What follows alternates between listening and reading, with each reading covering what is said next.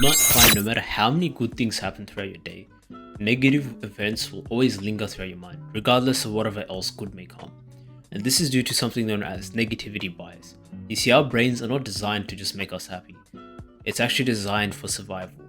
Our ancestors back in the days had to face so many threats or situations where that's because of the environments where they had to find every threat that they can just in order to survive. However, unlike our ancestors, we don't have those same threats that we face, and it's not on a daily basis either.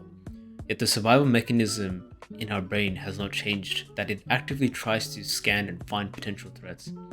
This means our brains are susceptible to negativity bias, and we have something also known as anchoring bias, where we give more significance to certain adverse events than to the positive ones. That's why the fear of rejection is one of the examples where we have negativity bias, that it hurts so much, because back in the days of the ancestor time, if you were rejected by your tribe, then it significantly reduced your chances of survival.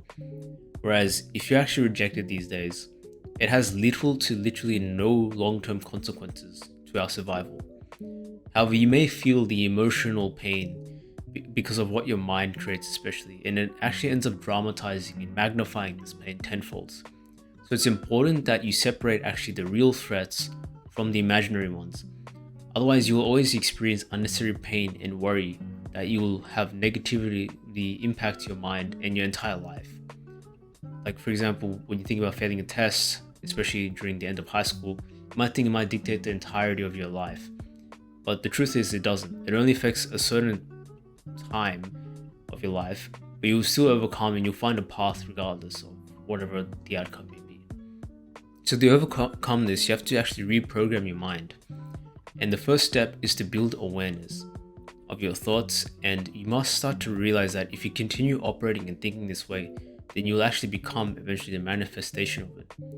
And that you can't control the negative events that actually come your way, but you can control the actions that you make from there afterwards. And that our minds a lot of the time play this illusion of it being actually dramatized and magnified and a lot worse than we think, but we will know that we will actually survive through it and find a path regardless of what may be in our way.